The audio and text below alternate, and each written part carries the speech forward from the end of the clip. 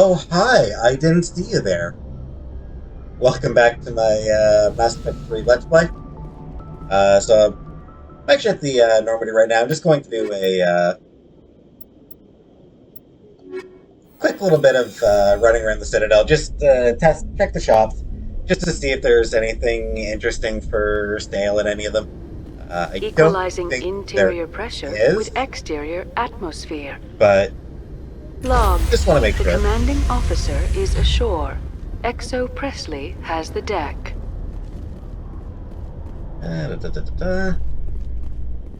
See if I can get a good elevator conversation here. Presidium technicians are Damn. struggling to understand why a computer system catastrophically overloaded recently. Oops. Technicians are reportedly unsure of what caused the malfunction, or even what the system was originally designed to do. CSEC is investigating the possible vandalism or misuse of public property. Yeah, you should just stop looking into that. It's nothing. There's really no reason to be looking into that. It's fine. It's nothing. It's probably just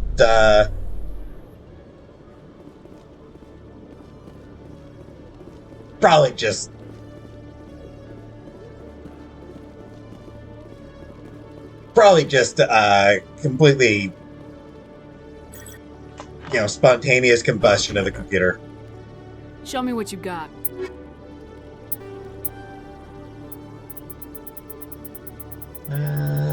Anything in here?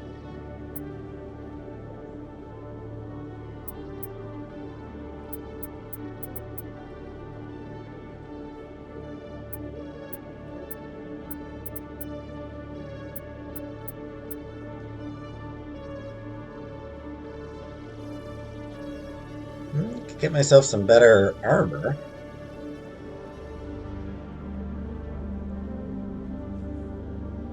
Pretty low price, too. 47,000? Sure.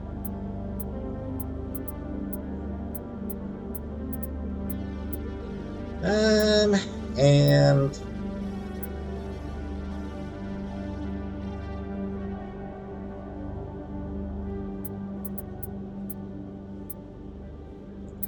yeah, I will get myself that.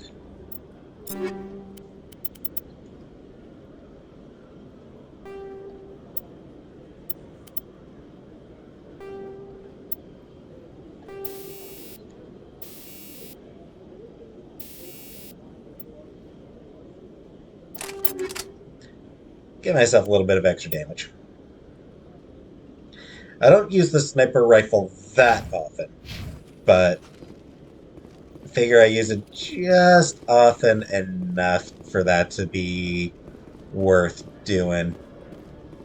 And guessing probably not going to be anything at either of the other shops on the Citadel, but I'll check them out quickly just to make sure.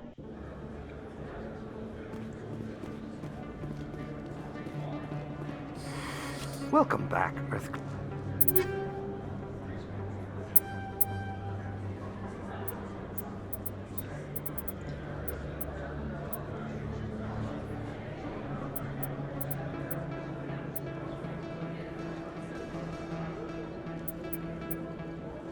Grenade upgrade, sure.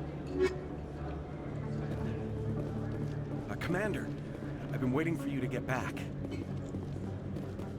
Yeah, all right. I've got an idea, and I wanted to run it by you. What's on your mind? With so many human colonies being attacked, I'm not sure that one Spectre is enough. What if you signed me on as another Spectre? Yeah, I'm gonna go with this Why one. would you want to be a Spectre, Conrad? Because I wanted to show the Council what humanity can do, just like you. I'd make a great Spectre. I know you're afraid to trust people after losing your team at Akuz, but I'd never let you down. Yeah, you can actually just shove a gun right in his face. Kinda wish I could do that here, but... What about your wife, Conrad? She trusts you too. Aren't you letting her down? What? I don't understand. You know what keeps me going out here? Knowing that people back home are keeping humanity strong. You're right. I just got so caught up in all of it. I wanted to help. I'll go home. Thanks for setting me straight.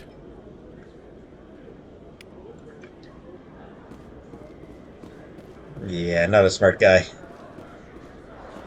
Nothing new there, sad. Yeah, Conrad, he's a nice guy. Not a smart guy. What Yes, combat experience yes. does he even have? Oh, you will be pleased, I think. Very good things I have. I'm guessing probably not much in the way of combat experience.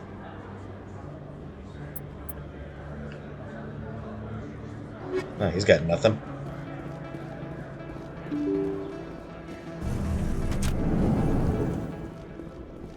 Alright.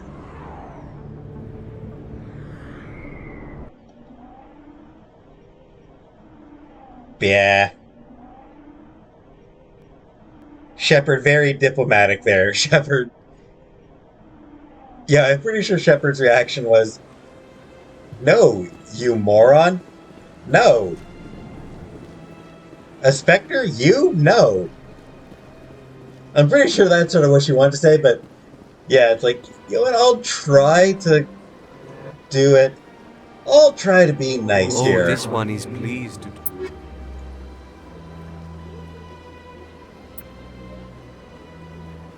Cool. Alright, nothing there. And do you got anything? You don't. Naturally. I like Conrad, though.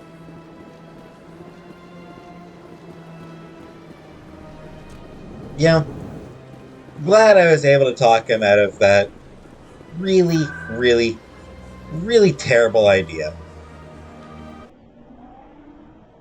Don't think Dr. Michelle is anything. It's just... I mean, like, it's not really up to Shepard. It's sort of the Council's decision whether to give someone Spectre status. Yes, Commander. Is there... I figured. But,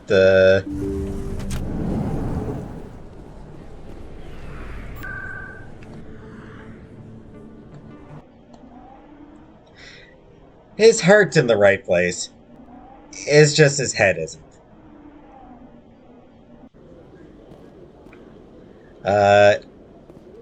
If you don't use one of the either Charm or Intimidate, I believe that he goes off and gets himself Reporter killed. Kalisa Al-Jalani recently attempted to land an interview with Commander Shepard, the first human Spectre. Commander Shepard answered difficult questions, demonstrating that under that military uniform is a keen diplomatic mind. We'll have exclusive footage later today. More keen diplomatic mind than Kalisa, that's for sure.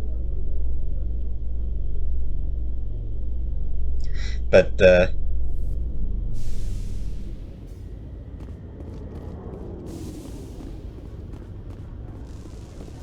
yeah, like I said, Conrad, heart's in the mind place.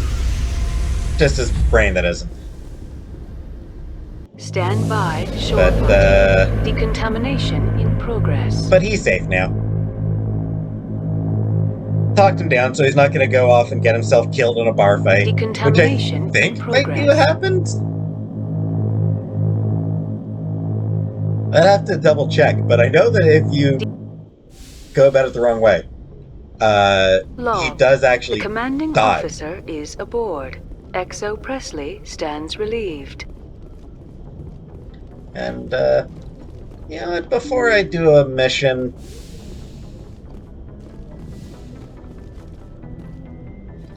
I haven't talked much yet with Dr. Tassoni. She's probably got something new to say by now.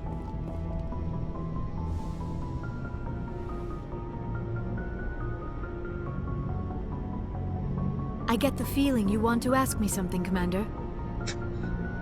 This is blunt. Maybe we could pick up where we left off. You were telling me about your interest in the Protheans. Actually, I think I was talking about my interest in you, and making a fool of myself in the process. As I said, I am not used to dealing with people, especially humans. It's I did okay. not really know much about your species when we first met, Shepard. I found it hard to take humanity seriously. Your kind always seemed so rushed and high-strung. Has your opinion changed at all? It has. I have been watching you and your crew. It has taught me a lot about your species. You humans are creatures of action. You pursue your goals with an almost indomitable determination. It is an admirable trait, but also an intimidating one. I mean, some humans do, but I don't know that it's really true for the species as a whole. But whatever. Scared of us? Unfortunately, the rest of the galaxy sees humanity as something of a bully. You run over anyone in your path to get what you want. It is up to people like you to change their minds, Shepard. I'm doing the best I can, Liara. There is a reason the Council chose you to become a Spectre. They saw something special in you. The best of what humanity has to offer. I looked into your history. Damn right. I know what happened on Akuz. The fact that you survived shows a remarkable strength. And probably a lot of luck. That's kind of what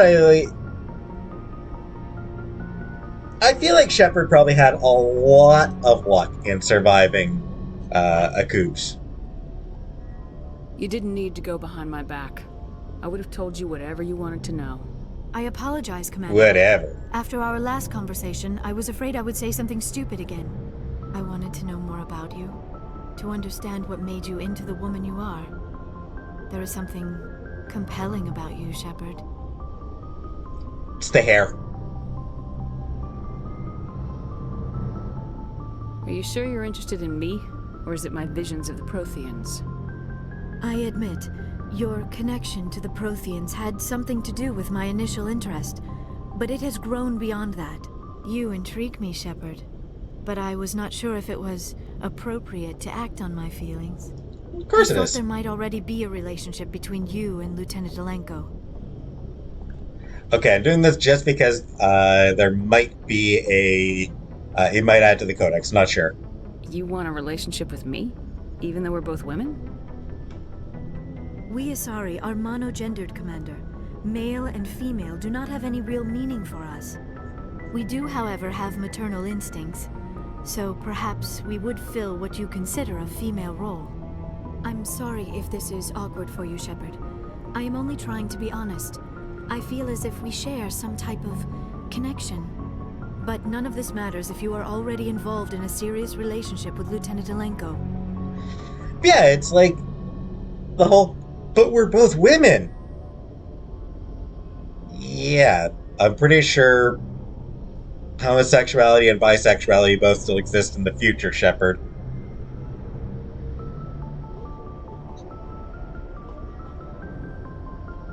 Admittedly, this game doesn't do much to acknowledge the existence of bisexuality. But yeah. The Lieutenant and I are just friends. Nothing more. My mistake, then.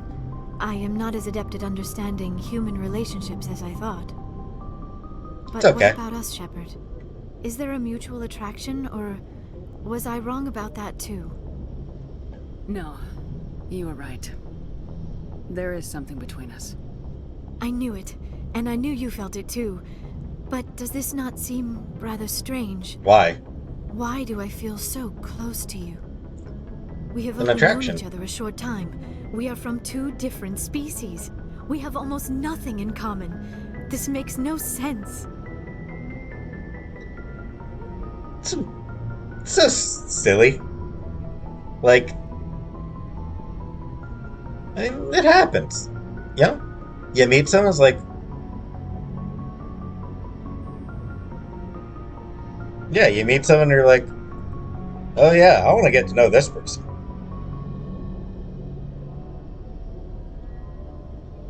One thing in common. We're both demons in the sack. These things never make sense. They just happen and we get swept up in the storm. You make it sound so chaotic, so dangerous. Yeah, A right. little danger makes things exciting. This is all a bit overwhelming. I am not used to this. I need some time. Take all the time you need, Liara. I'll be here. Thank you, Shepard. Not dating anyone else on the Let's ship. just talk about something else for now. That's about You know why Benezia. Benezia joined up with Saren? I don't understand it. She was always outspoken about the need for the Asari to become more involved in shaping galactic events. Maybe she thought allying herself with Saren would somehow be for the greater good in the long run. At least I hope so. This hurts you, doesn't it? None of this makes any sense to me. I have not spoken to Benezia in many years, but I know her, and this was not like her. Something changed.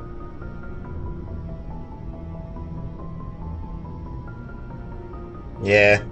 Must be rough finding out that your mom is trying to wipe out all life in the galaxy.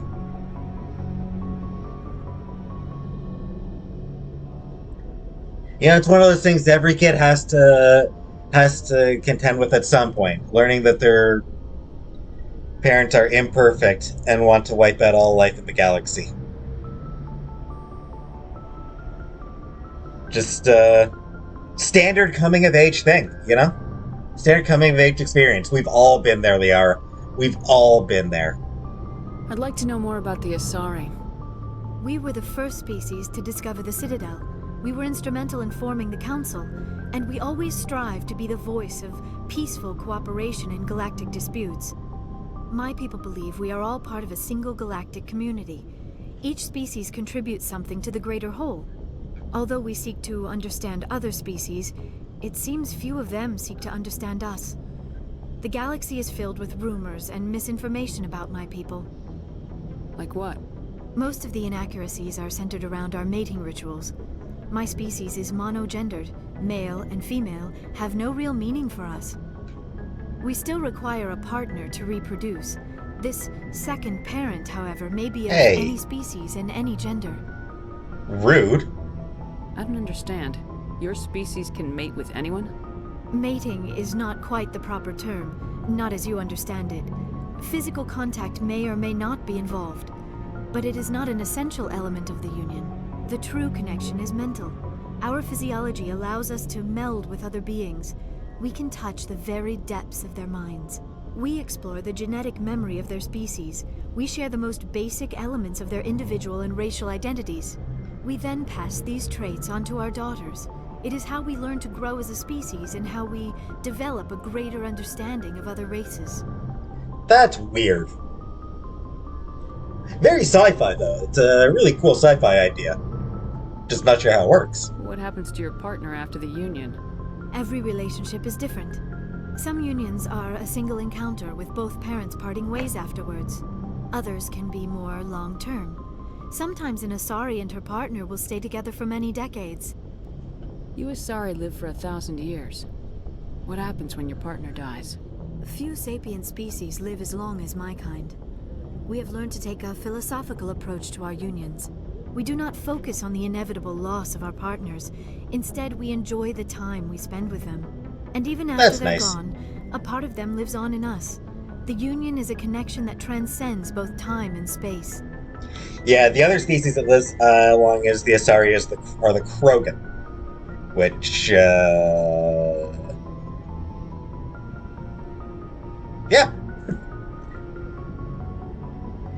Yeah, you can imagine how that would be awkward. Asari all about, peace and understanding, and Krogan all about shooting stuff, fighting. Do you know who Matriarch Benezia chose as her partner? She rarely spoke of her partner. Though I know my father, if you want to use that term, was another Asari. I thought you always needed another species to serve as one of the parents. Think about it, Shepard. If we were not able to mate with our own species, we would have died out long before we ever mastered spaceflight and left our homeworld. Good point. Union with our own kind is no longer common, not for the purposes of reproduction. Most Asari believe it weakens our species. Asari daughters inherit racial traits from the father species. If both parents are Asari, then nothing has been gained, or so conventional wisdom would hold. I am what is sometimes called a pureblood. Though no Asari would ever be cruel enough to say the word to my face, it is a great insult among my people. It is possible Benezia's partner was embarrassed by their union. She may have been too ashamed to publicly acknowledge me as her offspring.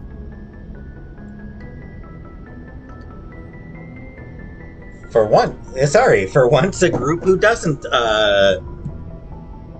place a high priority on racial purity. In most groups, pureblood would be, a mark of pride among supremacists.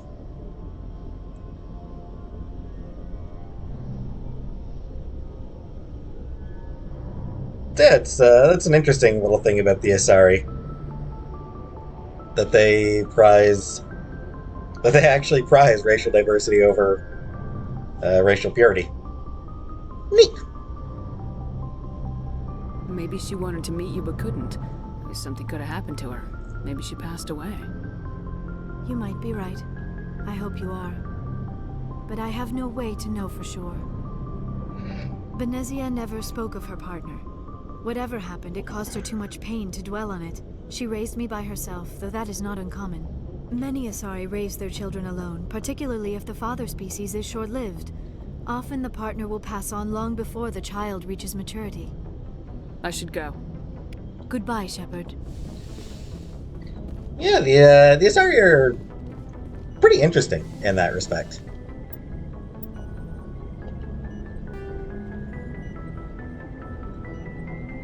Alright. Asari culture. Because of their long lifespan, Asari tend to have a long view not common in other races. When they encounter a new species or situation, the Asari are more comfortable with an extended period of passive observation and study than immediate action. They are unfazed that some of their investments or decisions may not pay off for decades or centuries. Matriarchs can seem to make incomprehensible decisions, but their insight is evident when their carefully laid plans come to fruition.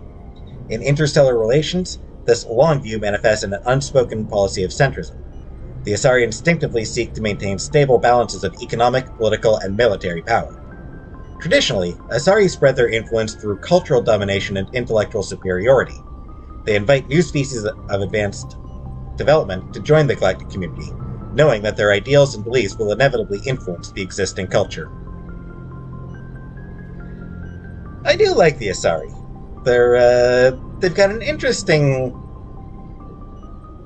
view on things. The pantheistic mainstream Asari religion is Siari, which translates roughly as all is one. The faithful agree on certain core truths. The universe is a consciousness, every life within it is an aspect of the greater whole, and death is a merging of one's spiritual energy back into the greater universal consciousness. Siarists don't specifically believe in reincarnation. They believe that spiritual energy returned to the universal consciousness upon death will eventually be used to fill new mortal vessels. Siari became popular after the Asari left their homeworld and discovered their ability to meld with nearly any form of life. This ability is seen as proof that all life is fundamentally similar. Siari priestesses see their role as promoting unity between the disparate shards of the universe's awareness. Before the rise of Siari pantheism, Asari religions were as diverse as their political opinions. The strongest survivor of those days is the monotheistic religion worshipping the goddess Athame. Like the Asari, the goddess cycles through the triple aspects of maiden, matriarch, and matriarch. Which, that's actually, sort of got some real-world parallels as well. Real-world religious parallels. I suppose, human cultures, it's more death and rebirth cycles.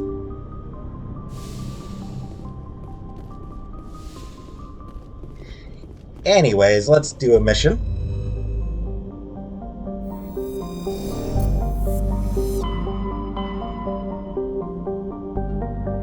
I did download Pinnacle Station. All that hemming and hawing, and I decided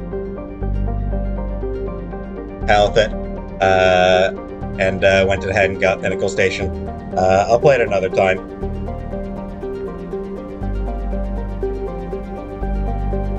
And, where was I going?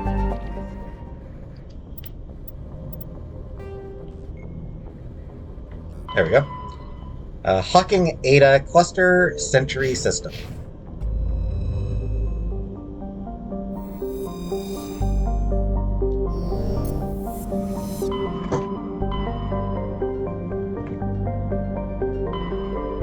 There we go. And there we go.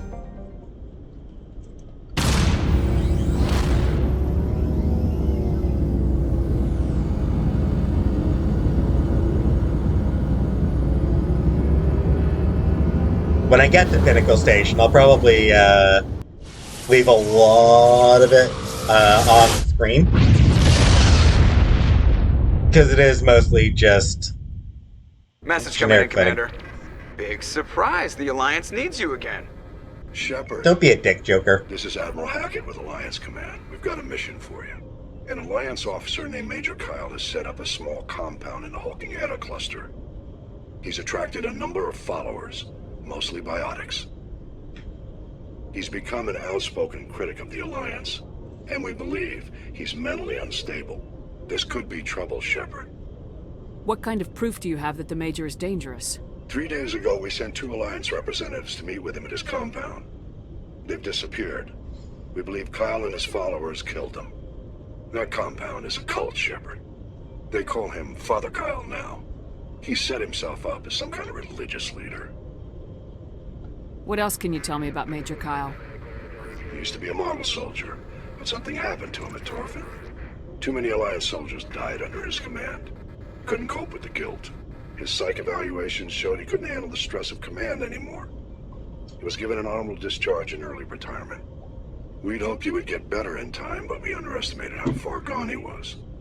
Now it looks like it's too late. Yeah, he mentions Torfin.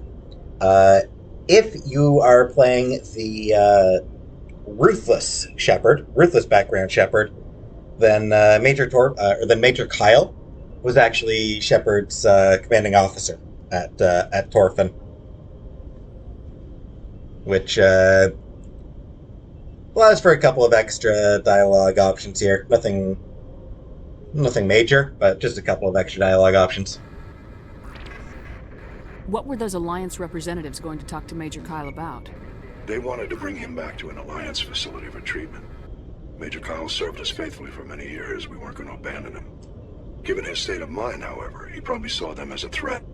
We're almost certain he had his followers killed him. You said his followers were biotics? Yes. Major Kyle never showed any biotic tendencies himself, though. I think he's just latched onto a group he identifies with. Many biotics feel marginalized or ostracized by society. Kyle probably sees them as victims who need his protection, and they see him as someone who will fight for them. Unfortunately, he's convinced them that the Alliance is somehow responsible for all their problems. We can't let him go on like this. Poor Major Kyle. Poor guy. I might be able to end this without violence. That may not be possible, Commander. We don't want a bloodbath, but Kyle is dangerous. I'll trust you to use your judgment. Hack it out.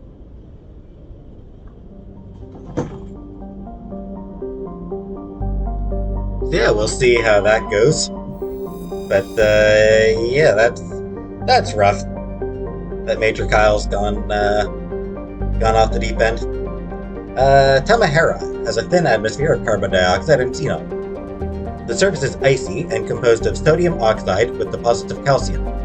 It contains a few unremarkable metals, but mainly consists of rock. The presence of canyons and floodplains indicates that liquid water once existed, suggesting Tamahera had a thicker, insulating atmosphere in the past.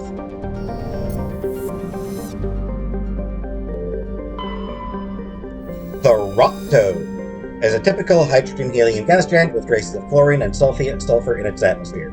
It has over 100 moons and an extensive ring system composed of pulverized rock, presumably the debris from shattered moons. And, while scanning the planet the Rocto, you discovered a tiny moon with some odd readings. Further scans by Chief Engineer Adams revealed a destroyed escape pod. Your salvage team recovered the components and found a League of One medallion. Just sitting out in the middle of nowhere. Just randomly out there. Hey. Metal-rich asteroid, specifically palladium.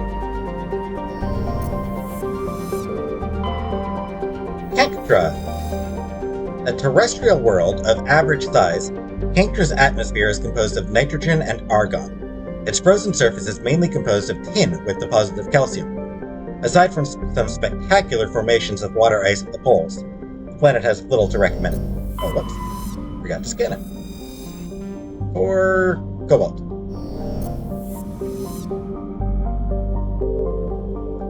Plendigon. Plendigon is an arid terrestrial, slightly larger than Earth, but with a lower density that reflects its relative lack of heavier elements. The crust is composed of tin and aluminum, with wide deserts of dust-fine sand that are easily stirred by the wind.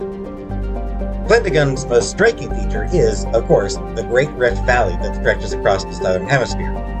What is most fascinating about the rift is that it does not appear to be natural. The geological record suggests it is the result of a glancing blow by a mass accelerator round of unimaginable destructive power. This occurred some 37 million years ago. That is very interesting. Yeah, it's another bit of really interesting lore that's tossed in. Another bit of what's that all about?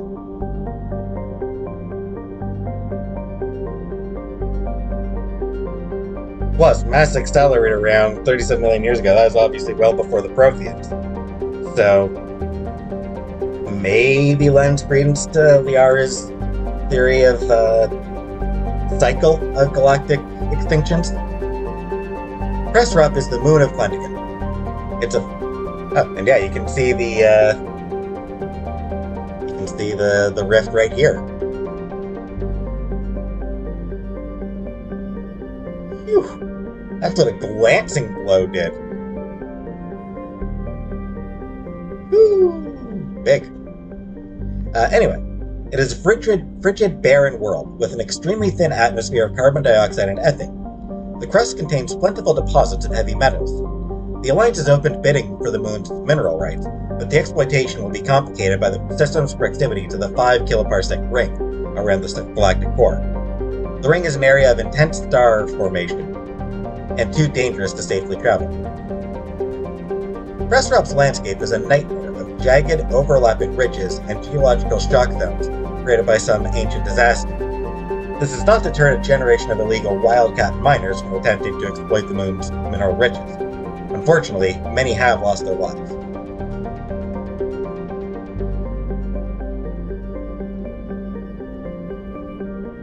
Ridges and shock zones created by an ancient disaster may be related to the whatever caused the rift, the Great Rift on Plendigon. Anyway,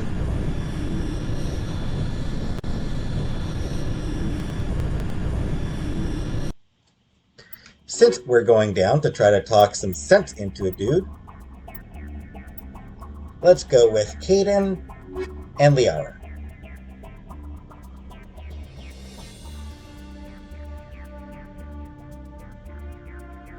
Yeah, it actually seems like a really good team since we're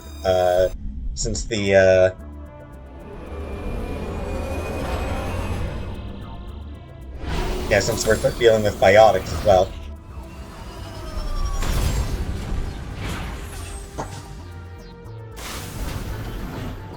Rex would be maybe just a little bit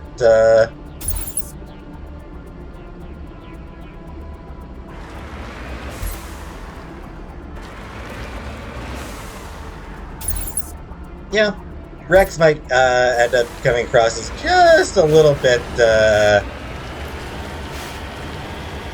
provocative, an option to bring along.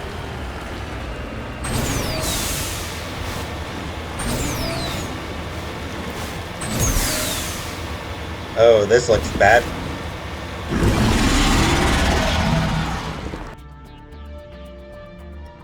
Yeah, since I just landed.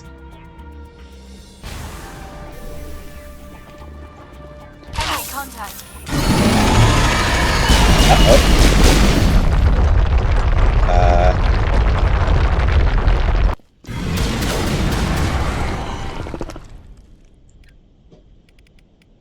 There's my stasis.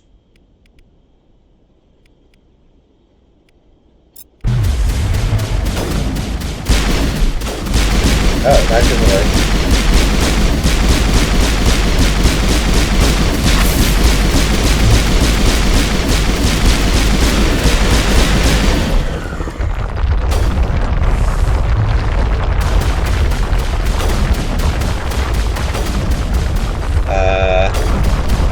I'm getting the impression it's no longer possible to fight these guys on foot.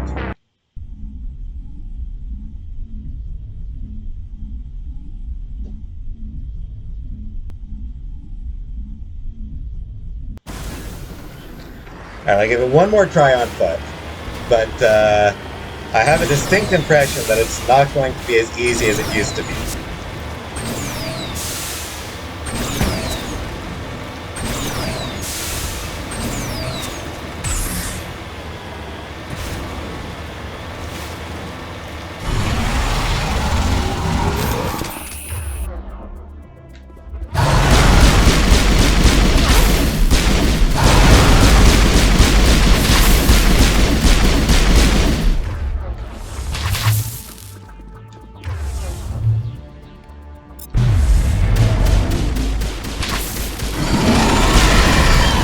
Okay, yeah. Stasis was not working on that guy.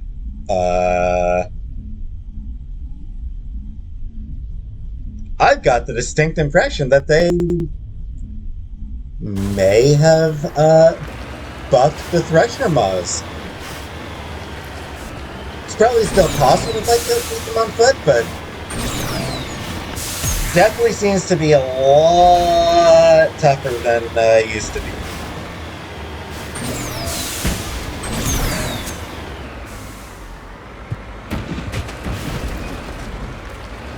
Hey, turn around. There you go.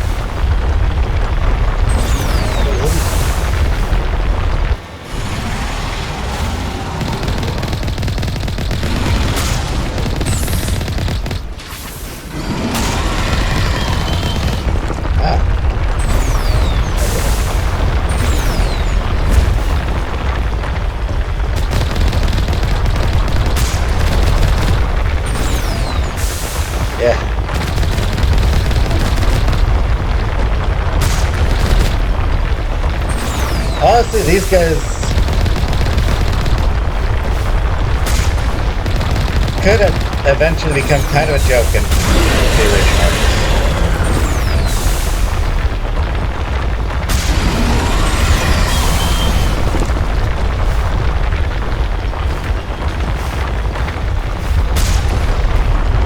Hey.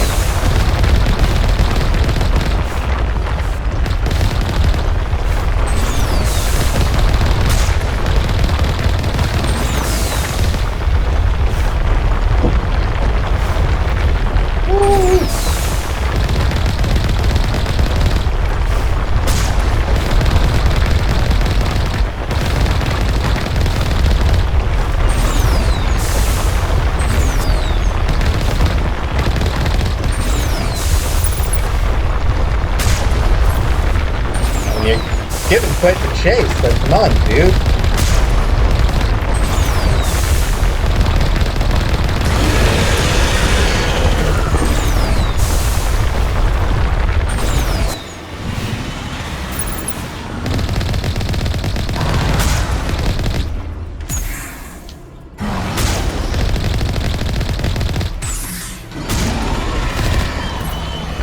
Did I get him? Not yet. Oh.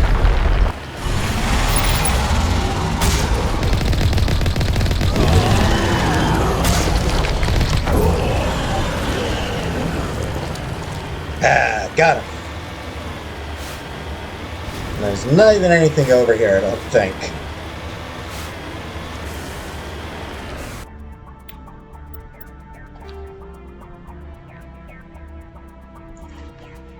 Yeah, literally nothing actually over there.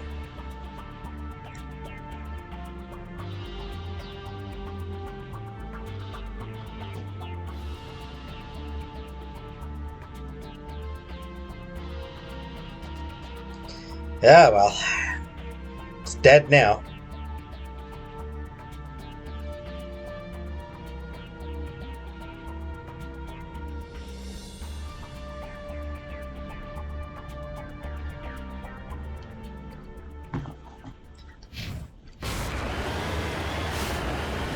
And I did take a few hits in there.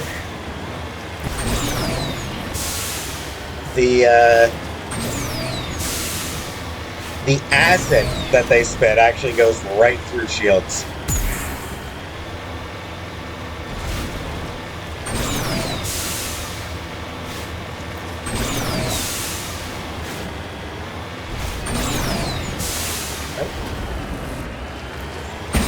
Now we're up here first, alright. And yeah, I definitely get the impression that that the changes they made to the Thresher Maws just make fighting them on foot damn near impossible now. Might still be possible, but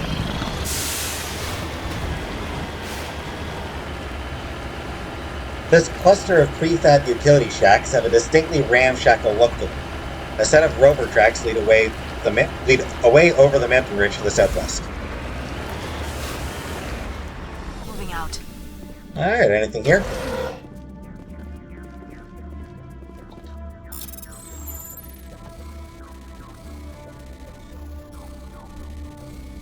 Boom, boom, boom, boom, boom.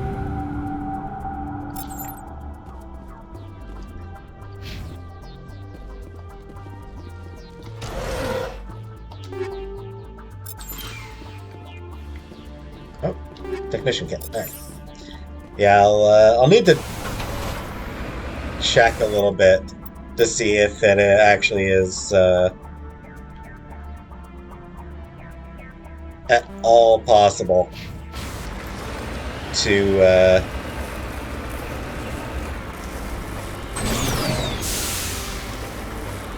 I'll look it up to see if Thresher Maws can still be taken out on foot, if there's a you know, just a change to the strategy that you need to employ. But based on that fight, I'm guessing the strategy actually is just stay in the damn truck. That's what it's there for.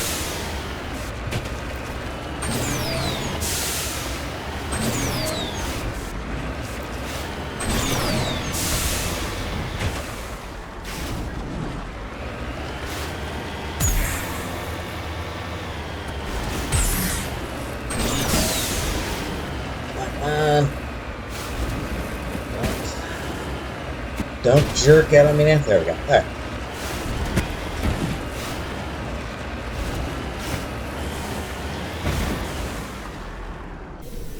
Alright.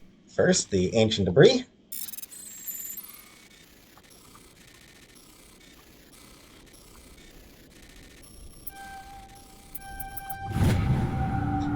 Digging under the beacon revealed a piece of scrap metal, likely from a very old freighter.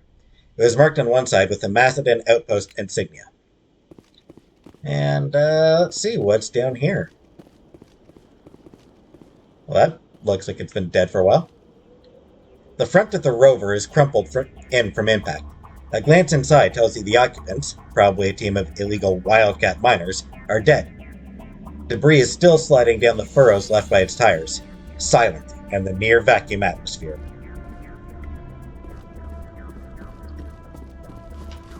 Yep, you gotta be careful. They weren't careful enough, and now they're dead.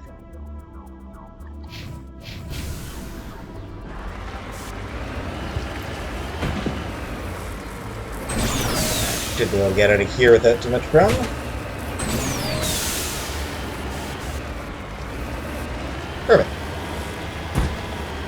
Or not, because now... there we go. Just somewhere around here. Where are you? There it is. Drop the probe, I guess.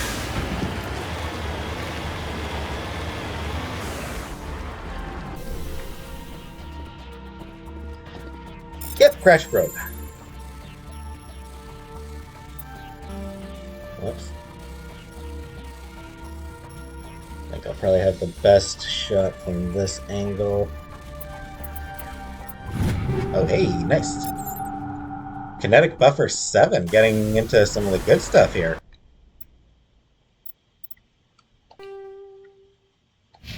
And the bad one. Alright. Yeah, the higher your level, the better the equipment you get. So, in fact, I'm starting to get, just starting to get level 7 stuff now. It's a positive sign.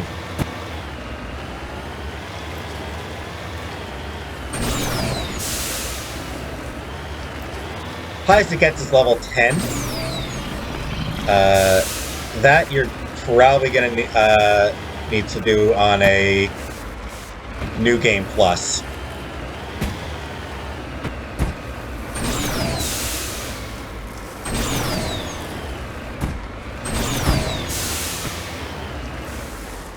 Still disappointed about that Thresher Maw.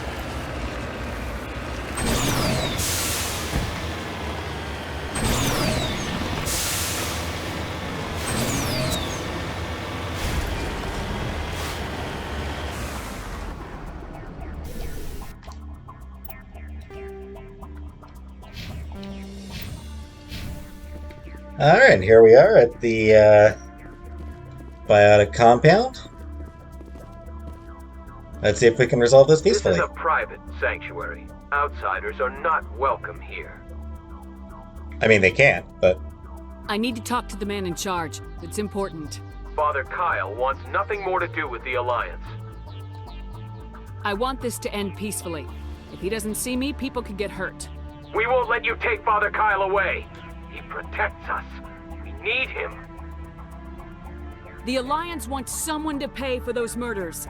Let me speak to Major Kyle and maybe I can find some way to help you all get out of this alive. Wait. Father Kyle will speak with you. Head to the building at the far end of the compound. He'll meet you there.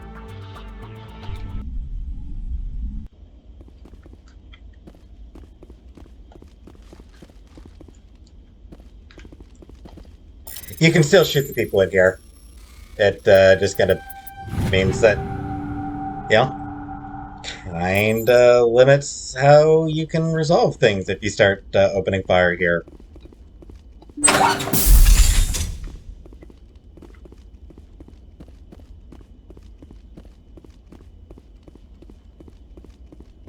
So, yeah, I'm a good person. I'm not gonna start shooting people for no reason. Ah. Father Kyle says we biotics have to stick together. Everyone looks at us like we're freaks, just because we have biotics.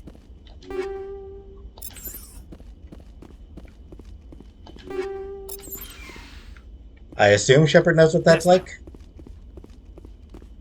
And I'm playing a biotic too. We can't trust the Alliance. Father Kyle says other humans are scared of us because they know we're better than them. What a weird voice. Father Kyle says we biotics have to stick together.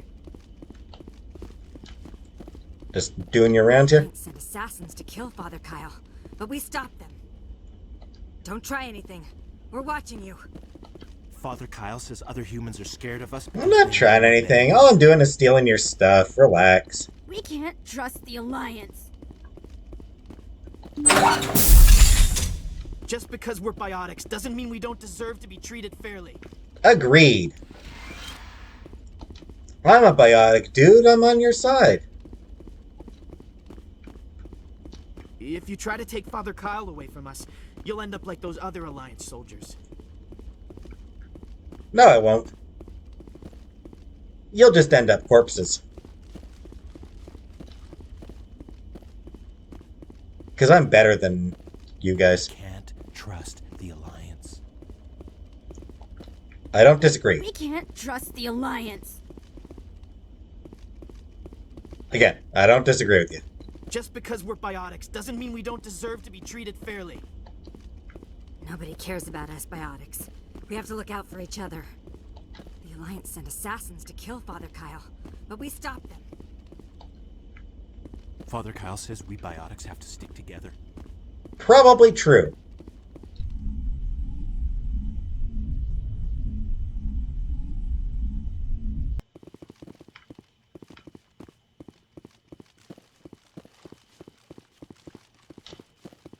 In theory, I should take the Mako over here, but this is just easier.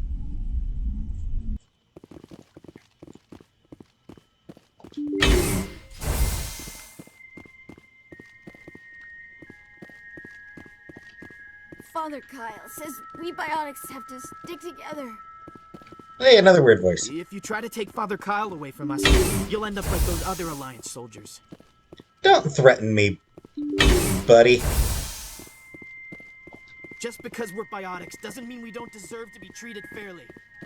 Father Kyle says other humans are scared of us because they know we're better than them. Well, I'm a biotic and I'm better, so maybe you're right.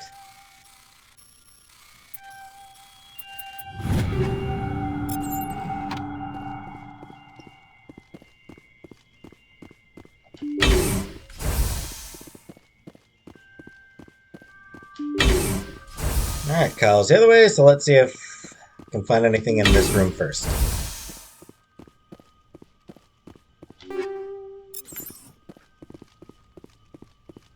The Alliance wants to wipe us out. Father Kyle told us.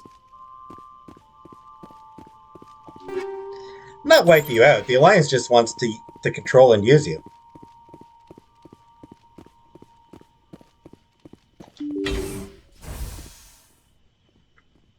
I am Major Kyle. I know why you've come. We have no quarrel with you. Why can't you just leave us alone? This mission does have some similarities to Apocalypse Now.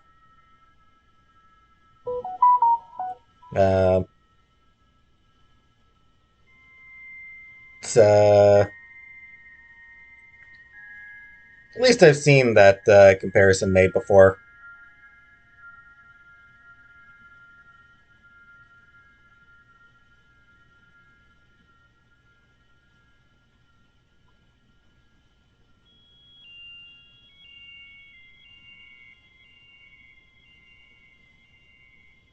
What happened to those other Alliance officers? The ones who came before me? They wanted to take me away from here. They wanted me to abandon this place, turn my back on my family. They spoke blasphemy. I did what I could to make their end quick and painless. I had no other choice. It was necessary to protect my children. Only I can keep them safe. The Alliance sent me to bring you in, Major. Can't you see this has gotten out of hand? Don't you understand you are endangering your followers? I respect that you have come under a banner of peace, but I cannot do as you ask. If you take away their father, my children will be helpless. Uh-huh.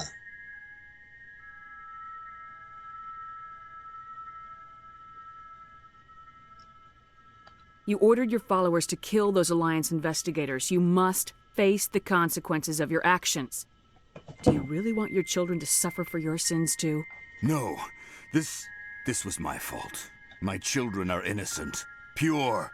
Please, I never meant for this to happen. I'm sorry. You're doing Well, that the makes right things thing, everything Major. better. Your children will be better off for it. Come on. Wait, if my children see you taking me away, they won't understand. They will attack and you will be forced to kill them all. You have shown me the error of my ways, Commander. Now you must give me time to explain it to them. It is the only way they will understand. Please, give me 1 hour.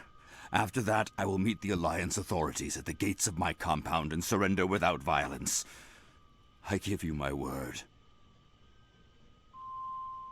It's a risk, but... I'm gonna trust you. If you betray that trust, you and all your children will suffer. I will not betray you, Commander. Thank you for this. Of course he won't. He's Joker can have the 5th Fleet pick Major Kyle up. I just hope you know what you're doing, Commander. You should return to the Normandy and notify the Alliance of Kyle's surrender. They'll want to dispatch a ship to take him into custody. I will surrender myself to the Alliance outside the compound gates in 1 hour, Commander. I give you my word. And he Joker seems like have the 5th Fleet pick Major Kyle up. I just hope you know what you're doing, Commander. He seems like a trustworthy sort. Other humans are scared of us because they know we're bad. Those other men from the Alliance tried to kill Father Kyle. He seems like the trustworthy sort, right? Cult leaders, you can always trust cult leaders.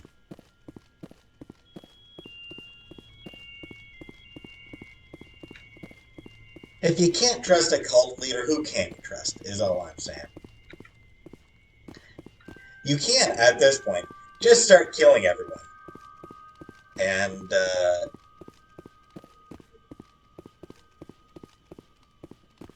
get the experience for killing them all. And it doesn't actually, change the mission result.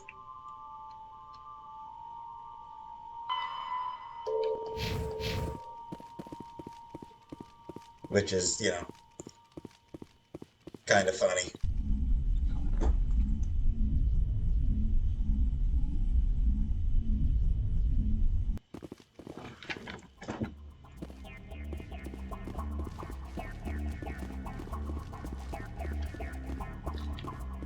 Alright. A couple more places to go. First up, we got some shiny over here. Gold, assuming based on the shininess. Redeploying. Yep, gold. Big old. That's a big pile of gold just sitting right there.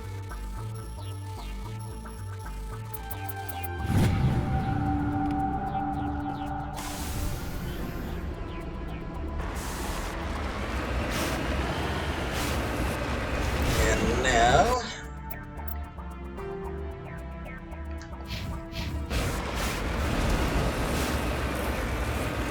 just need to find a way to move east on this. Oh, no, don't send me back all the way down the mountain. Come on. There we go. Yeah, just gotta make my way east. Yes, for mineral deposit, but not only that. You'll see what else is there when I get there.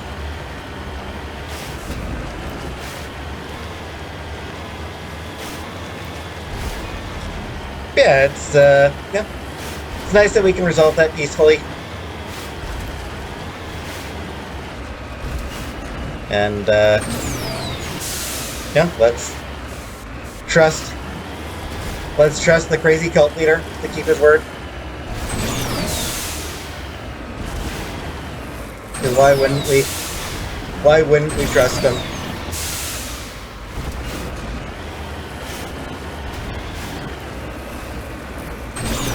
Yeah, pretty sure I've seen comparisons to Apocalypse Now with that one. With who's the guy in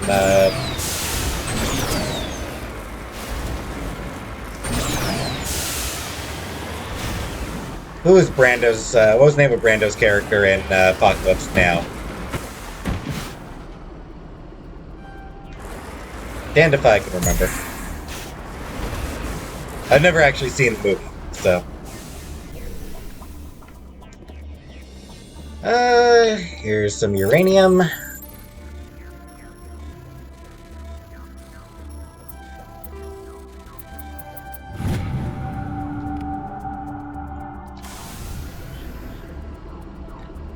Now there should be one more thing somewhere around here.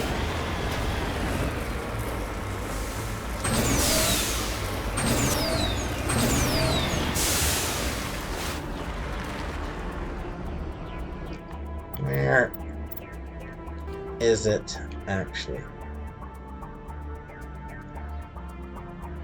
I think it's further up here.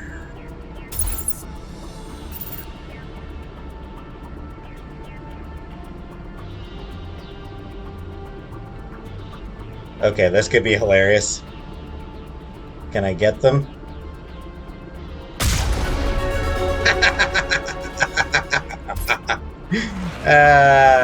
That's beautiful.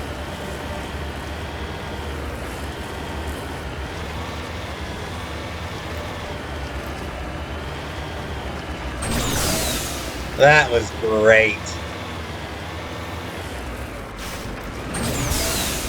Yeah, right at the edge of visibility. And just blow them all to hell. Losers.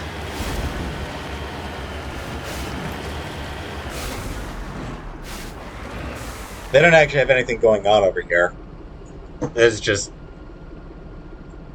random bunch of mercenaries just standing over here. Doing absolutely nothing. Honestly, not sure why they're even there. Come to think of it. Anyway, back to the Normandy.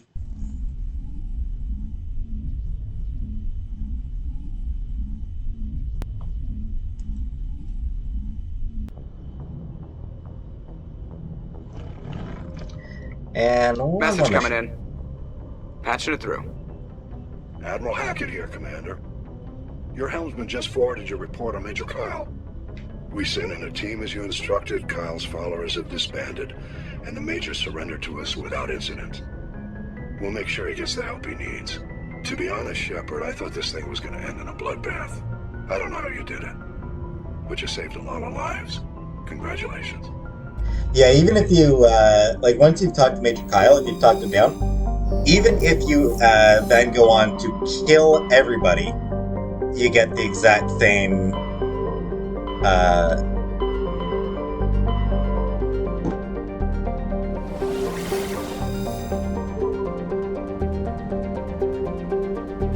Alright, next episode I'm going to do Theros. But this episode, I'll do one more side quest here. Oh yeah, even if you, once you talk to Dan, even if you end up killing out all the biotics after that, you get the exact same bit about message coming in. Saved a lot of lives. Patching it through. Normandy, this is Alliance Command. We're detecting your presence in the attic. Long time no talk. One of our surveillance drones was gathering intel on Geth activities in the region when it was spotted and shot down. You need to go groundside and recover the drone's data module before the Geth find it.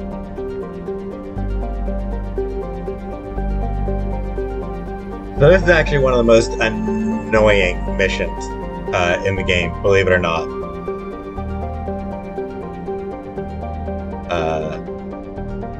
You'll see why once I actually get down there.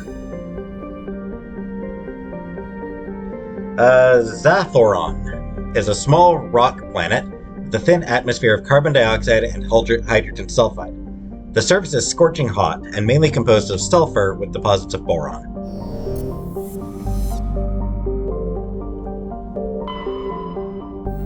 Citadel. The proximity of the energetic star Hercules causes constant blue and violet aurora in Citad's nitrogen-argon atmosphere. During periods of increased solar flares, the aurorae are bright enough to read by on the surface, and can be seen with off-the-shelf optics from a distance of several AU. Cited scorching hot surface is mainly composed of magnesium with deposits of iron. A surprising variety of simple carbon-based life flourishes in a complex network of cave systems that wind through the crust, protected from Hercules' heat and radiation. While scanning Cited, you discovered a large debris field in geosynchronous orbit. Chief Engineer Adams conducted several detailed sweeps of the area and detected a few items of interest, including a League of One medallion encased in lead molding. Nice that I'm able to do all this detailed surveying while I'm supposed to be hunting down a guy who threatens all life. Zatorus is a hydrogen-helium gas giant with high-level decks of sulfur clouds. A layer of hydrocarbons has formed deeper in the atmosphere. Vast electrical storm fronts can be seen flickering across the dark side. And gold on a nearby moon. And Elitania. Toxic hazard. Elitania appears to be a world eminently suited for colonization. Sadly, appearances are deceiving. It is covered by a verdant carpet of mosses, algae, and lichen, and possesses a thick oxygenated atmosphere. But the animal kingdom is a web of microscopic symbiotic creatures. These are impossible to filter from the air and necessary for the native life to thrive. Unfortunately, they also cause anaphylactic shock when inhaled by non-native life. In short, settlement requires either fully sealed environment suits or replacement of the entire world's ecosystem. Some have proposed limited colonization at altitudes above the symbiote's range, or in areas where favorable winds keep the air clear.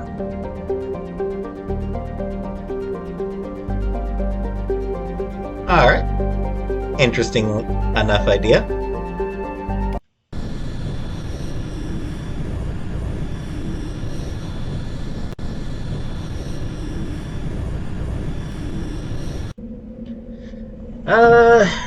Doesn't really matter who I bring.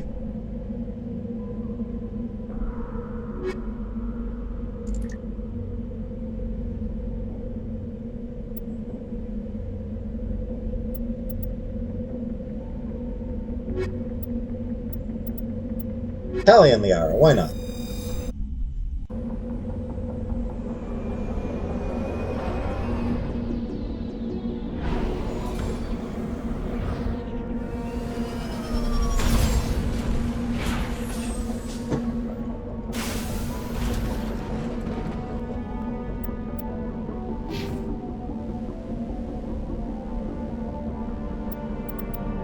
Let's see.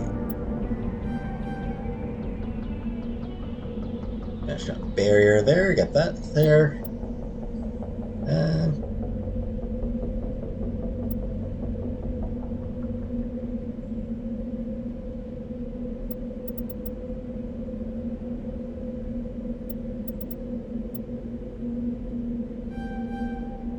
Work on getting lift to the next important point.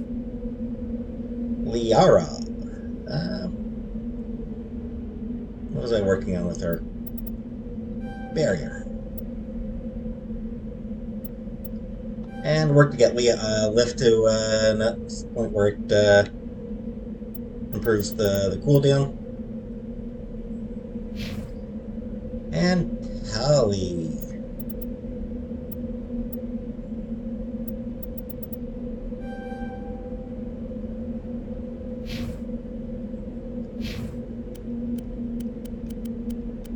Just toggling her helmet.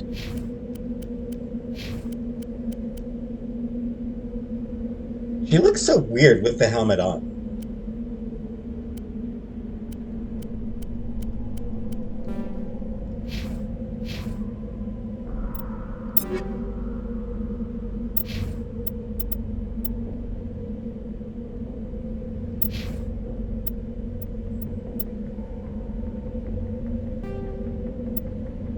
Sure.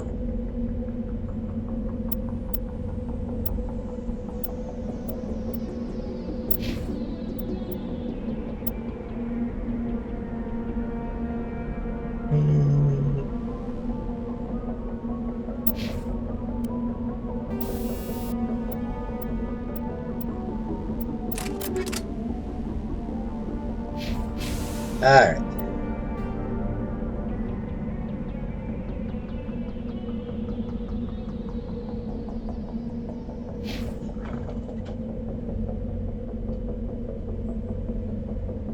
Alright, let's do the,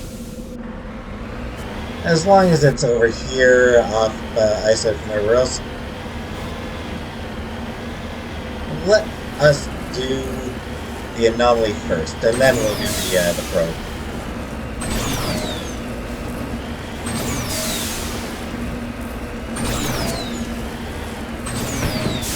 Okay, I probably should save this anomaly for last, but whatever.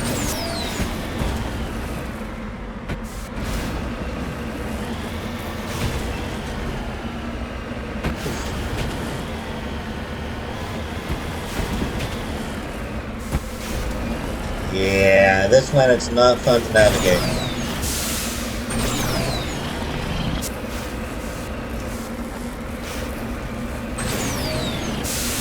So hilly.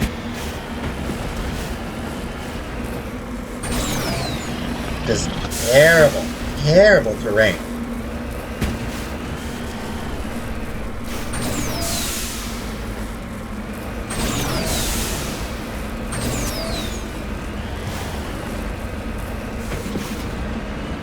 There we go. Almost at the anomaly. Oh.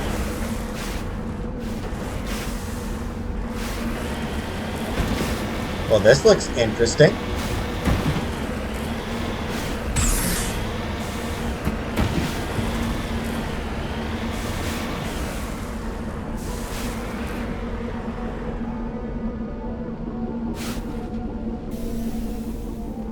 Yeah, whatever this is, it looks pretty interesting. Prothean ruin, oh.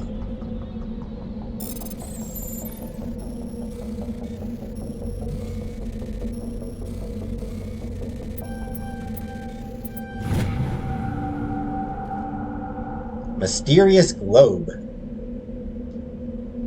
Examining the strange Prothean artifact reveals a small, irregular slot on the underside. Remembering the strange trinket you received from the Asari consort on the Citadel, you pull it out and place it into the slot. The ball explodes in a brilliant flash of white light, momentarily blinding and disorienting you. Slowly, your senses return as you wake from a deep sleep. You are alone in the forest, though you are not far from the caves you share with the others of your tribe. There is a pain and a small lump in the back of your skull, as if a chip of flint has been forced under the surface of the skin. Leaning on your bone-tipped spear for support, you rise to your feet. A sound draws your attention upwards, where a strange creature hovers high above you. It is unlike the birds you hunt by the lake's edge.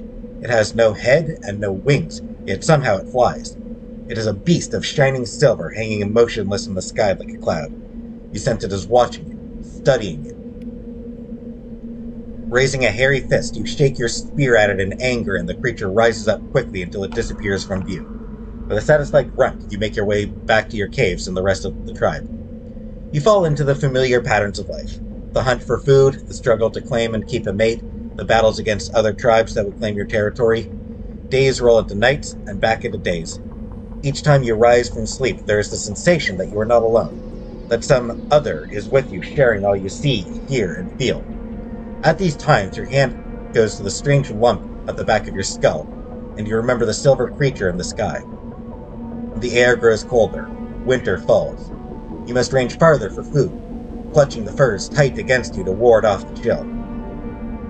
It is on one of these long hunts that the strange bird returns. You hear it before you see it. Its call a deafening roar as it descends from above, swooping down on you. A single great eye opens on the underbelly, a glowing red orb. You try to run, but a finger of red light extends from the eye and engulfs you, and all goes black again. You wake an instant later to find yourself on Alatanya, lying on your back, the Prothean artifact looming above you undamaged and your companion standing over you. They help you to your feet, puzzled. There was a flash of light, and you just sort of toppled over, one explains. Are you okay, Shepard? The other asks. You don't answer right away, wondering at the implications of what you have seen. The memories of a Cro-Magnon hunter, captured by an implanted Prothean data recorder. How long did they study the primitive humans, observing them and analyzing the results at their base on Mars? And what, if anything, did they learn from us? I'm fine, you finally reply, realizing this is a mystery you will probably never solve. Forget about it.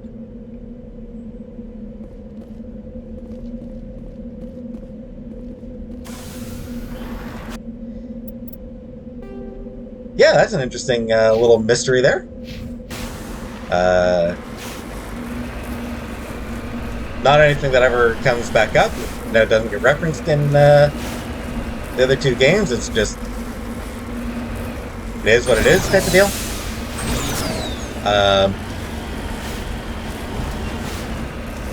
And yeah.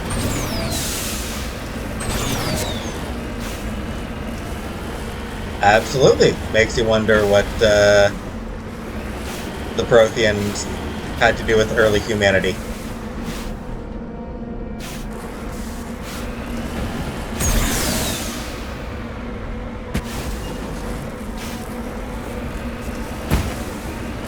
We already know that the Hanar, at least, believe the Reapers were involved in their evolution. Did they do the same with humanity? Did they have any involvement in human evolution? Or was it just observation?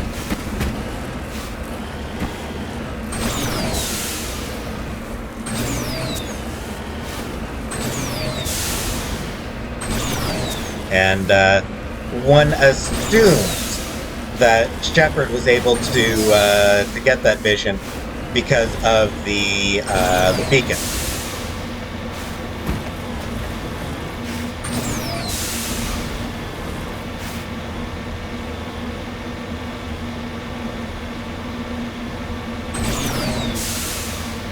Though, doesn't necessarily mean Shepard should have been able to understand the beacon.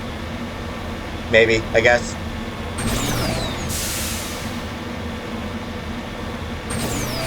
I will say it's kind of a shame that it's kind of just a text adventure deal. I get why, but I don't know.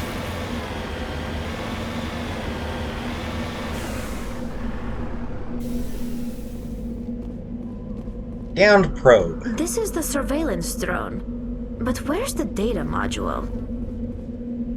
A monkey-like creature seems to have made off with the data module. This will not be easy. That is an understatement.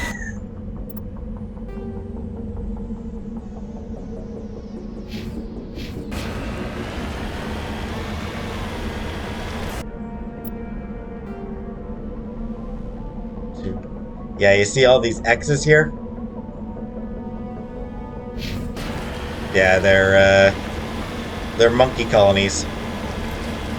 You need to visit each one. Don't worry. It gets worse.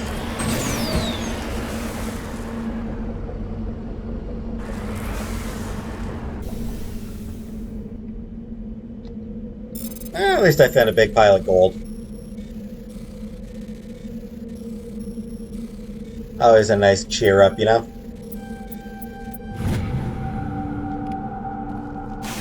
Alright. Let's hit the first colony.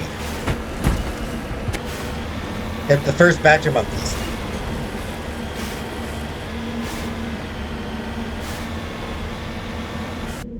And actually gonna do something real quick here.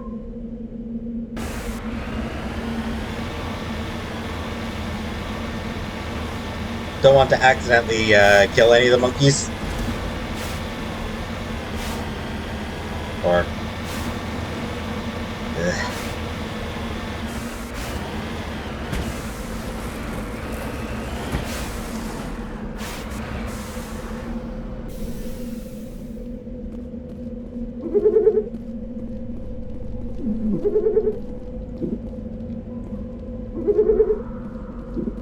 Yeah, you have to search each monkey individually.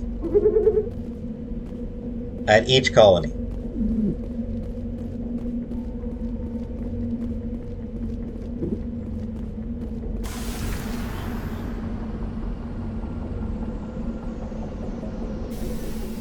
And it can be very easy to miss monkeys.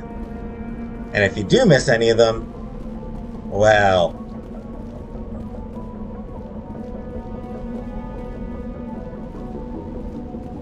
These big rocks are weird.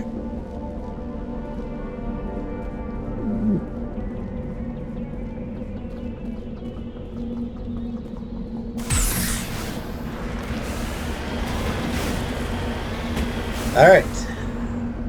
Hopefully I got all the monkeys there. If I didn't, I'll have to come back later to search each individual colony to make sure I find them all.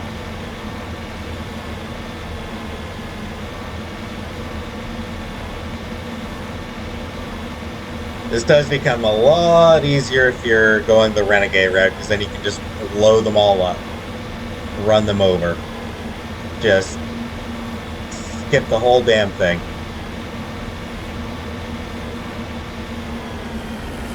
But nope, when playing Paragon,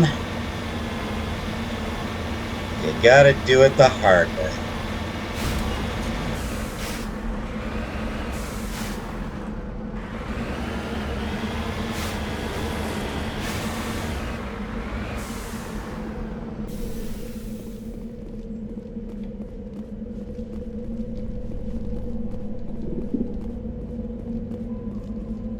Ready.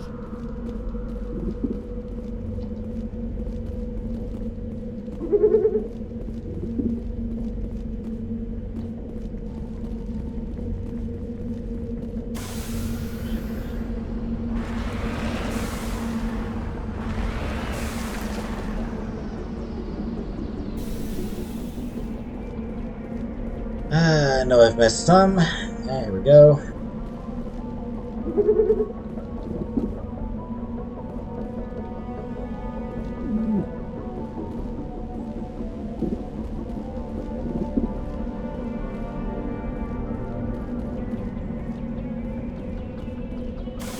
Again, really hope that's all of them.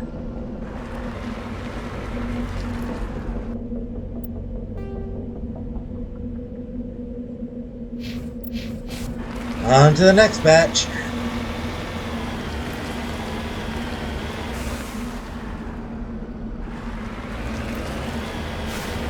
Oh, sweet, merciful heavens. No, this is going to be awful.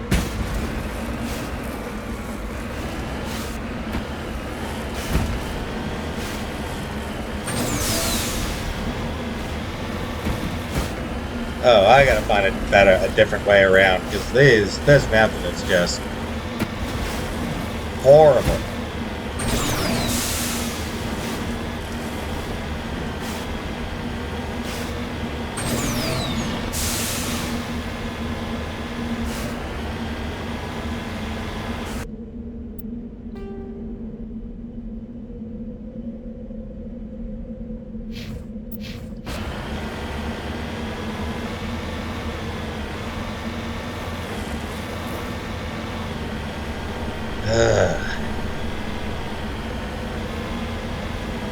Really wish they'd modified the terrain on some of these planets when they did the Legendary Edition.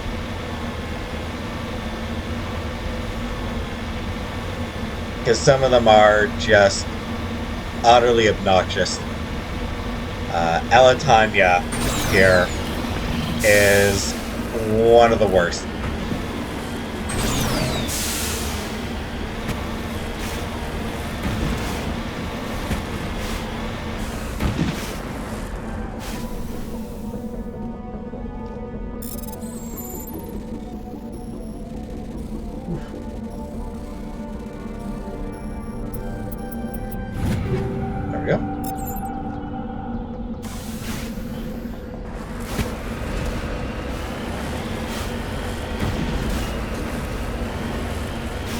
Alright, monkey colony over there.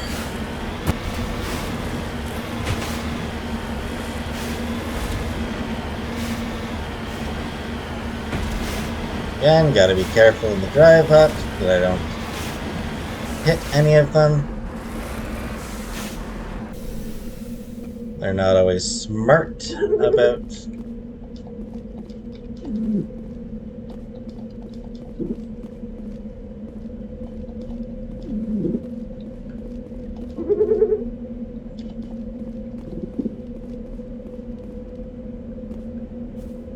the noises are cute.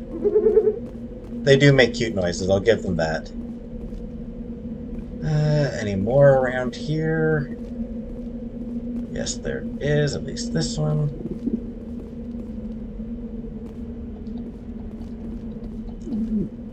And this one. Over there! That's the last of them.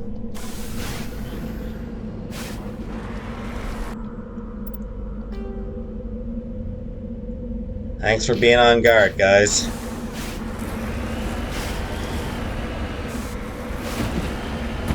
That monkey could have been dangerous, sure.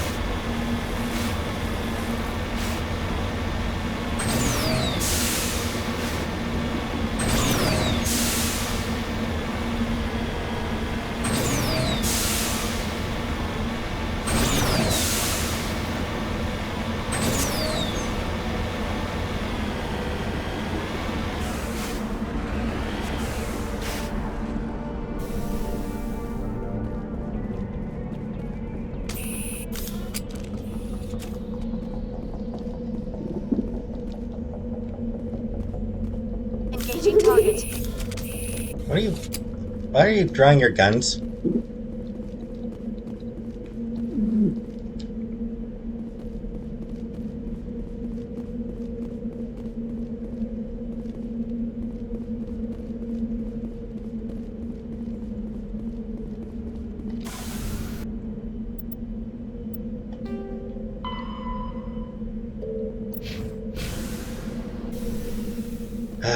Please let that have been all of them.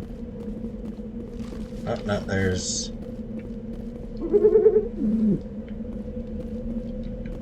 Oh, and you?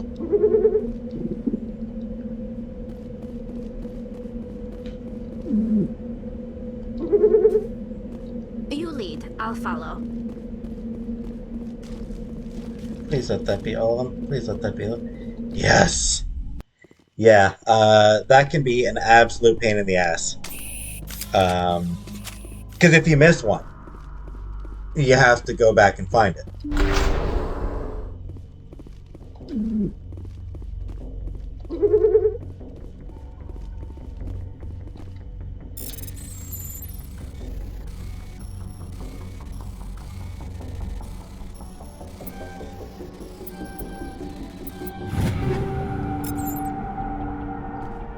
So, like, it's just obnoxious.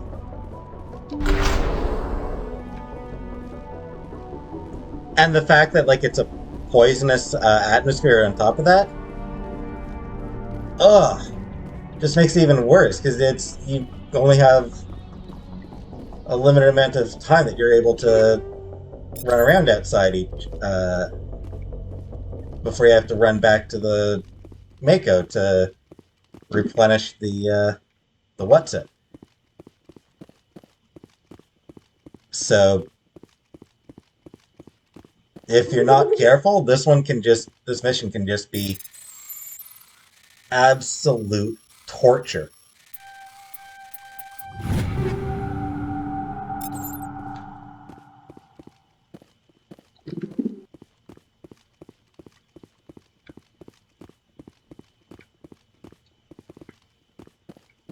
Any other monkeys?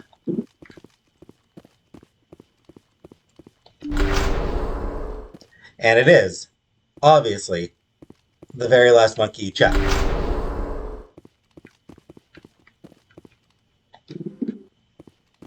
And, like, you can't just come here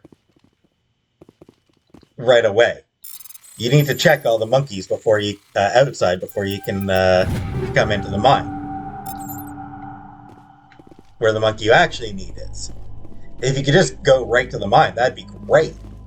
But, nope.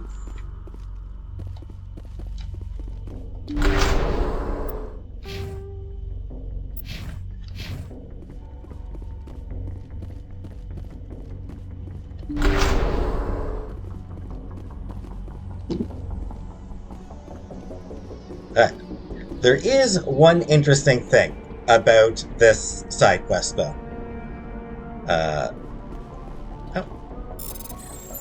It's actually glitched. I'll explain in a moment. Not glitched in a way that makes it tougher to beat, luckily.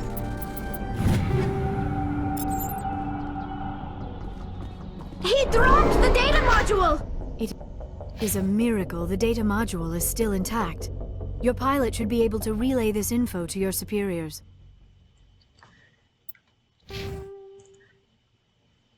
So, if you save here,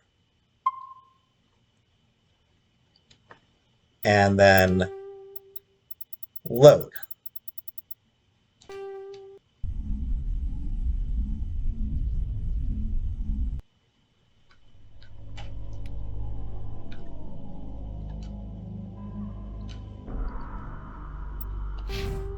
yeah, you can get pretty much infinite Paragon here.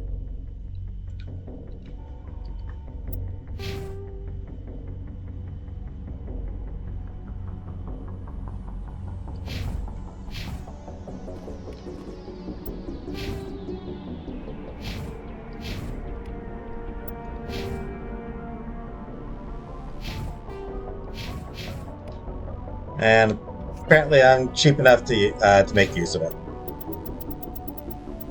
I'm terrible. I shouldn't have done that, honestly. I hate making use of glitches like that. But there's one dialogue option on Pharaohs that I really, really wanted to have maximum charm for. Because there's one dialogue option on Pharaohs that you need maximum charm for.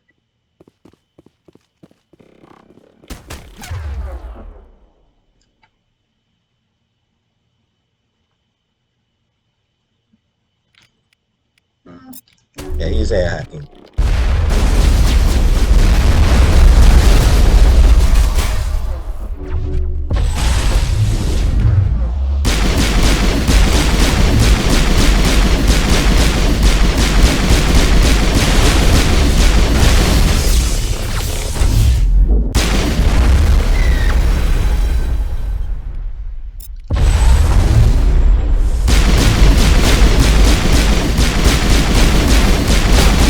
Hey, where'd you come from?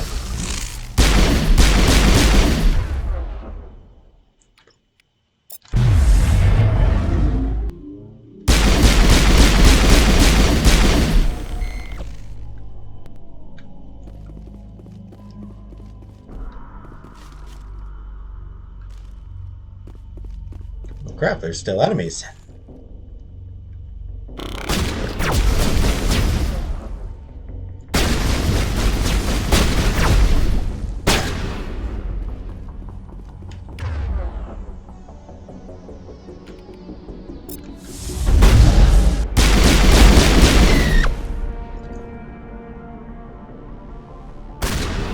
I'm pretty sure that was Tally.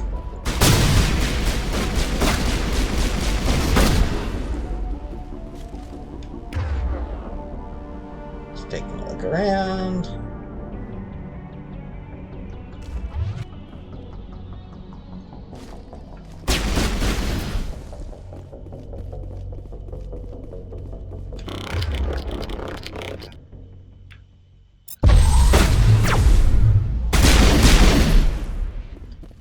Dang it, my lift didn't work.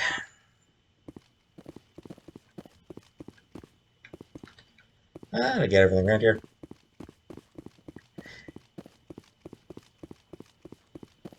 Honestly, I genuinely feel bad about cheating to get those Paragon points. I shouldn't, but I do. Yeah, that glitch was in the original version, and some reason they didn't fix it in the Legendary Edition.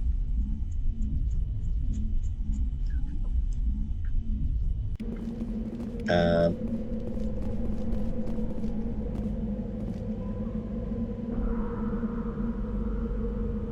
was a little extreme, wasn't it? This is why you humans have such a violent reputation.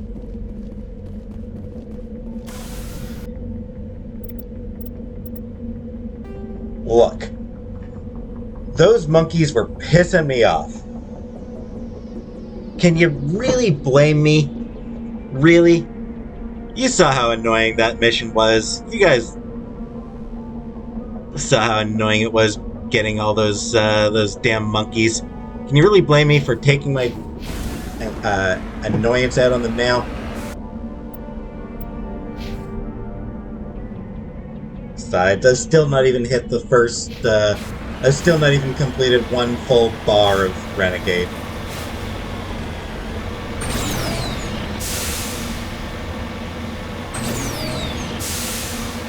Just got the last mineral resource here.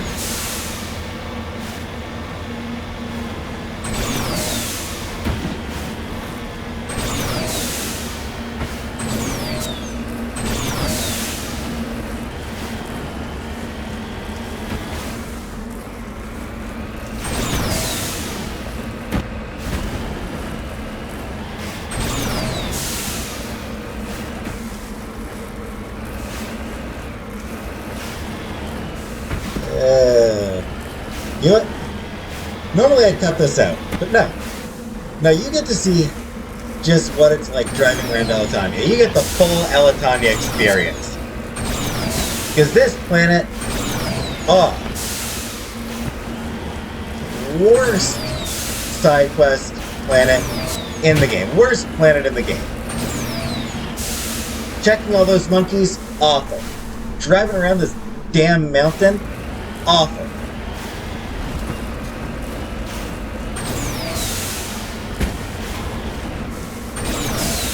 I have to suffer through this, so I'm going to make all of you suffer with me.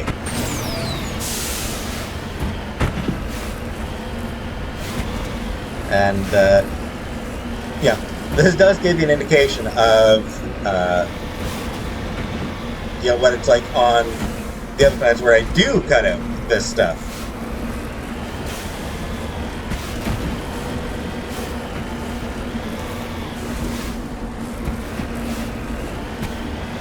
Almost there.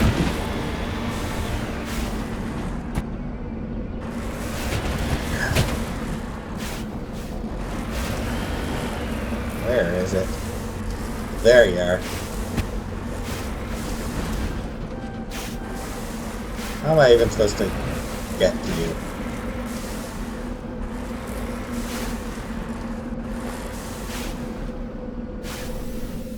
There we go.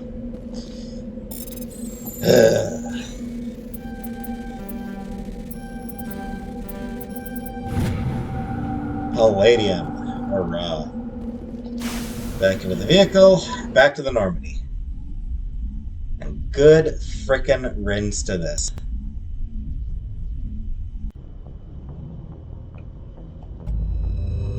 No. Nothing from Hackett. Hackett's got nothing to say to me. Alright. And then finish up with a little more Codex.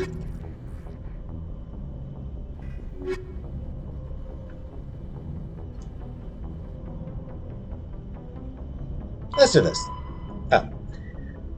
The development of practical manufacturing omni-tools allows modern militaries a great deal of flexibility in equipment loadouts. A vast number of field modification kits, or upgrades, are available for common equipment such as weapons, armor, omni-tools, biotic amps, and even grenades.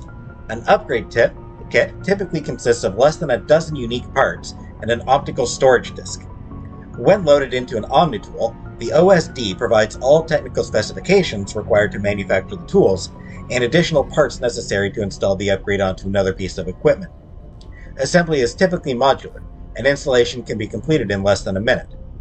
Since omni-tools are designed to use common battlefield salvage materials such as plastics, ceramics, and light metals rendered into semi-molten omni-gel for quick use, it is quite possible for a trained soldier carrying upgrade kits to customize gear on the battlefield to fit the current tactical situation. Alright, technology. Biotics manipulate mass effect fields using dozens of element zero nodules within their nervous systems that react to electric stimuli from the brain. Amplifiers allow biotics to synchronize the nodules so they can form fields large and strong enough for practical use. Amplifiers can improve a specific discipline or talent. An implant is a surgically embedded interface port into which amps are plugged in. On humans, the implant is usually placed at the base of the skull for convenient access. though the user must be careful to keep it free of contaminants. Implant ports can fit a variety of amps, and there is a growing market for modifications and add-ons. The finest quality implants and amps are manufactured by the Asari artisans, but the Alliance's L3 implants, first deployed in 2170, are a significant step forward. Biotic training. Biotic implants and amplifiers only provide the potential to create coherent mass effect fields. Whether biotics can actually do so is largely determined by their training. Biotics must develop conscious control over their nervous systems, sending specific electrical impulses to the element 0 nodules embedded in their nerves. They are taught to use their implants and amps with biofeedback devices and physical mnemonics. Specific gestures or muscle movements fire the proper sequence of nerves to activate a certain skill. Kinetics Industries pioneered biotic training with the Biotic Acclimation and Temperance Training Program. Although BOT did not achieve the desired results, many techniques are still used today. Many human think tanks are trying to develop some form of biotic super soldier. Most are benign efforts to create more flexible troops. Others, less publicly known, are unapologetic attempts to create Nietzschean supermen. Communications! Real-time communication is possible thanks to networks of expansive mass relay convoys that can daisy-chain a transmission via lasers. Convoys are maintained in patterns built outward from each mass relay. The buoys are little more than a cluster of primitive, miniature mass relays. Each individual buoy is connected to a partner on another buoy in the network, forming a corridor of low-mass space. Tight beam communication lasers are piped through these tubes of FTL space, allowing virtually instantaneous communication to anywhere on the network. The networks connect across regions by network communications lasers through the mass relays. With this system, the only communications delay is the light lag between the source or destination and the closest buoy. So long as all parties remain within half a light second, 150,000 kilometers, of buoys, seamless real-time communications are possible. Since buoys are maintained in all traveled areas, most enjoy unlimited instant communication. Ships only suffer communication flag when operating off established deep space routes, around uninhabited outer system gas giants, and other unsettled areas. During wartime, convoy networks are the first target of attack. Once a network is severed, it can take anywhere from weeks to years to get a message out of a contested system. In systems where a buoy network has not yet been built or has been destroyed, rapid communication means ferrying information through high-speed courier ships and unmanned data drones. While convoys allow rapid transmission, there is a finite amount of bandwidth available. Given that trillions of people may be trying to pass a message through a given buoy at any one time, access to the network is parceled out on priority tiers. Yeah, it's,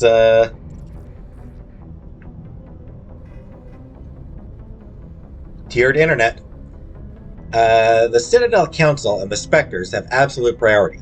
If they are using all the bandwidth, everyone else must wait. Individual governments and their militaries enjoy the next highest tier.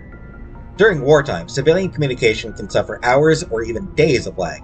Intelligence agencies study ping time through various systems to predict military buildups. Below the governments and militaries, bandwidth priority is sold to the highest bidder. Media conglomerates, particularly headline news networks, purchase higher priority to provide their viewers with timely information.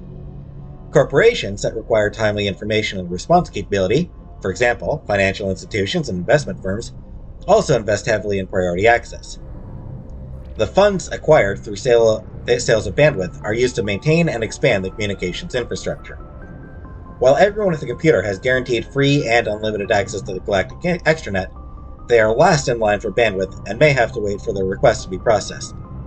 Bandwidth resale corporations use investment capital to purchase blocks of high priority access, made available by paid subscription. What's the term I'm trying to remember? Internet. Dang, there's a specific term I'm trying to remember regarding internet independence.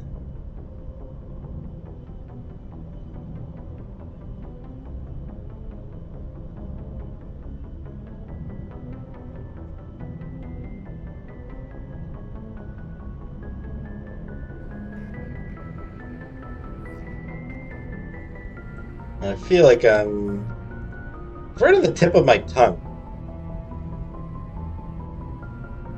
but right on the tip of my brain.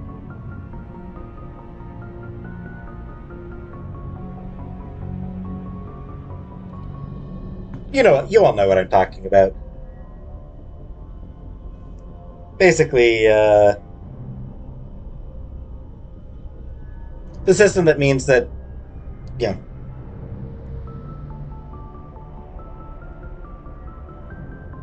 Google isn't allowed to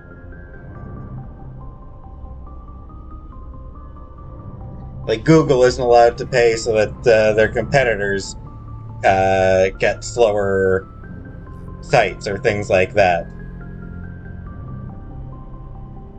Whatever. The standard credit was established by the Citadel's Unified Banking Act as the currency of interstellar trade. The credit has a managed floating exchange rate, calculated in real time by the central bank to maintain the average value of all participating currencies. Some regional currencies are worth more than a credit, some less. Hard currency can be stolen or counterfeited, so electronic fund transfers are the norm. More importantly, physical transactions cannot be easily tracked, making them ideal for tax evasion or the purchase of illegal goods. When the Alliance joined the Citadel, its various national treasuries were linked into the credit network. A human with a bank account of Mexican pesos, Japanese yen, or Indian rupees can purchase any item priced in credits at fair market value. All economies that participate in the credit network are required to price items in both a local currency and credits. Arcturus Station is the gateway to Sol, a 5-kilometer diameter Stanford Torus-type space station at the trailing Lagrange point of the gas giant Themis. Construction on Arcturus Station began in 2151 and concluded in 2162.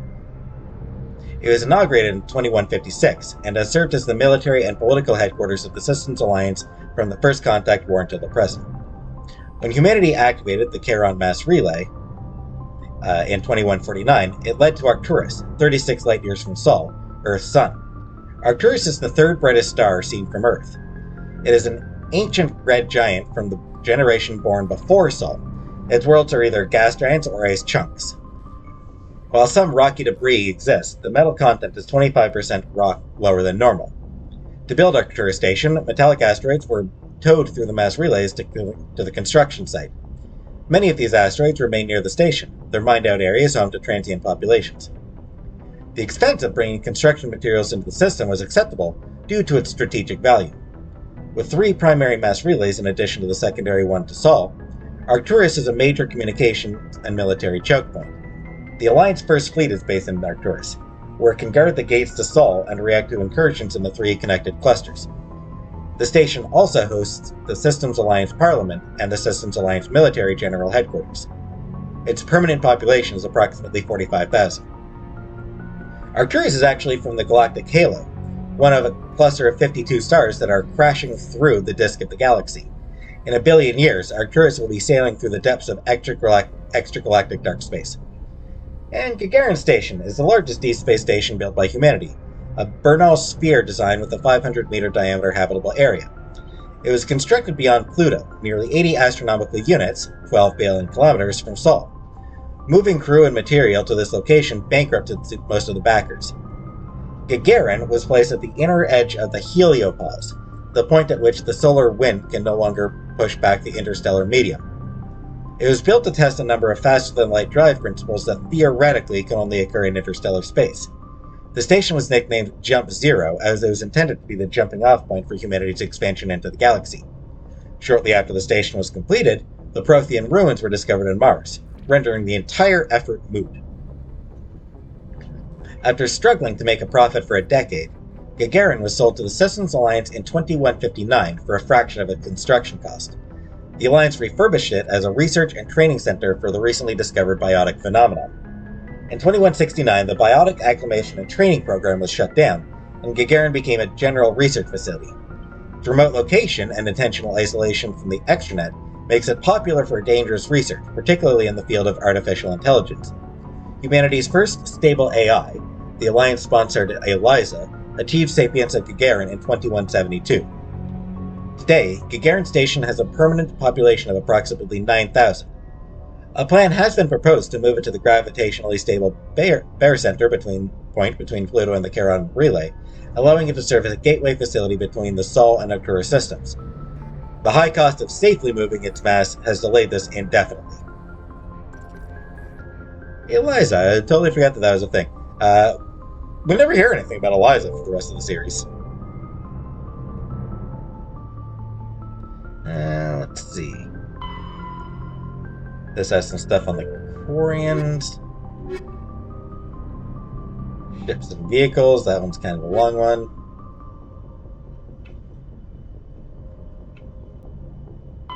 The home world and capital of humanity is entering a new golden age. The resource wealth of a dozen settled colonies and 100 industrial outposts flows back to Earth, fueling great works of industry, commerce, and art. The great cities are greening, as arcology skyscrapers and telecommuting allow more efficient use of land. Earth is still divided among nation-states, though all are affiliated beneath the overarching banner of the Systems Alliance. While every human enjoys a longer and better life than ever, the gap between rich and poor widens daily. As usual. Advanced nations have eliminated most genetic disease and pollution. Less fortunate regions have not progressed beyond 20th century technology. And are often smog-choked, overpopulated slums. Sea levels have risen 2 meters in the last 200 years, and violent weather is common due to environmental damage inflicted during the late 21st century. The past few decades, however, have seen significant improvement due to recent technological advances. Yeah, 4 more categories here, and 2 more here, so made pretty good progress on the Codex, actually.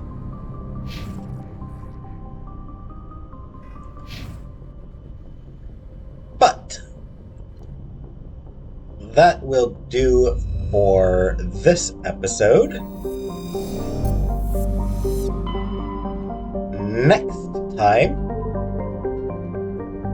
I'll actually tackle Paris. Yeah, who'd have thought? I'll actually continue the main storyline. Wild, right? Who even knew that there was a storyline going on here? Anyway, thanks for watching, and I'll see you next time.